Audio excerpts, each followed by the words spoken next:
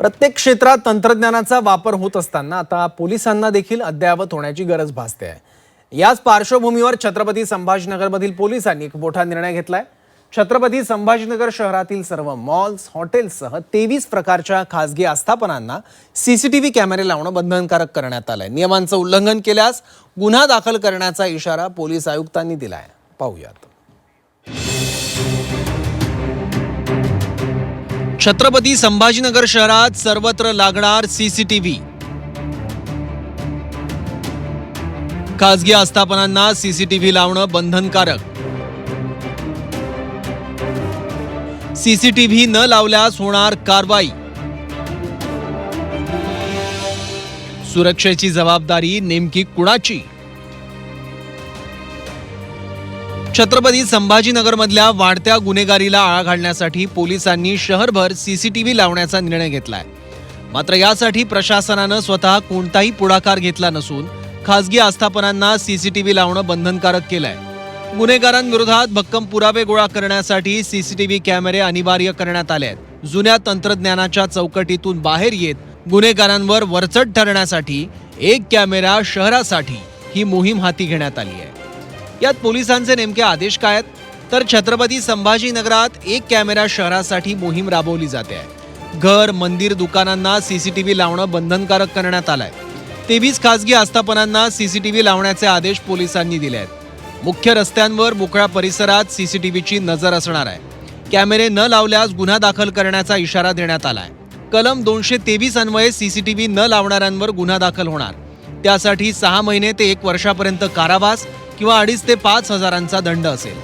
एक कॅमेरा सर्वांसाठी हा उपक्रम सुरू करण्यात आला होता। त्याचाच एक भाग म्हणून आम्ही आता भारतीय नागरिक सुरक्षा संहितेच्या अंतर्गत कलम 163 अनुसार जे अधिकार पोलीस आयुक्त यांना दिलेले आहेत त्या अनुषंगाने आम्ही एक अधिसूचना काढलेली आहे।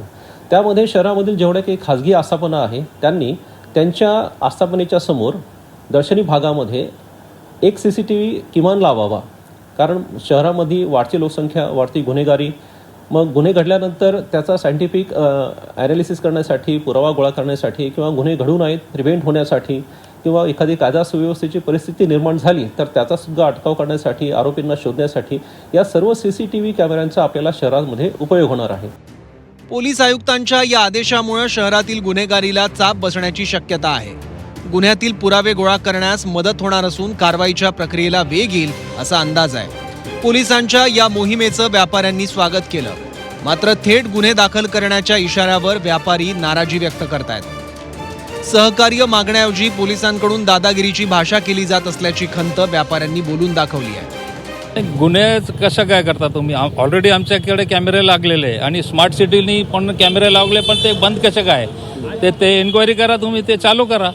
आमच्याकडे तर ऑलरेडी आहे दुकानात, पण ते पुरे पडत नाही तुम्हाला, तर तुमचे स्मार्ट सिटीचे कॅमेरे कुठे गेले ते चालू करा, असं आमचं बोलणं आहे। क्राइम रजिस्टर्ड होगा ये बात गलत है, बट हम उनके आदेश से हम उनका समर्थन करते हैं कि कैमरा ऑलरेडी मैं एक पैटर्न गेट पे फैशन लवर्स बोल के मेरी दुकान है और मैं उसका ओनर हूँ। मैं चाहता हूँ करके कैमरे लगे, मेरे भी लगे। सिक्योरिटी सेफ्टी बहुत ज़रूरी है। आज गाड़ी कभी चोरी होती है या कुछ मर्डर्स होते, कुछ भी होते, उसके लिए ठीक है, बट ये गुना दाखिल वगैरह वो नहीं चलेगा। बाकी हम लोग सब जैसा आदेश गवर्नमेंट का हम उसके लिए तैयार है। शहरात याआधी स्मार्ट सिटीच्या नावाखाली 600 सीसीटीव्ही कॅमेरे लावण्यात आले। मात्र शासनानं लावलेले हे कॅमेरे बंद, नादुरुस्त अवस्थेत आहेत। एकीकडे प्रशासनानं लावलेल्या कॅमेऱ्यांकडे दुर्लक्ष केलं जात आहे, तर दुसरीकडे मात्र खासगी आस्थापनांना सक्ती केली जाते। त्यामुळे बंद 600 कॅमेऱ्यांना जबाबदार कोण?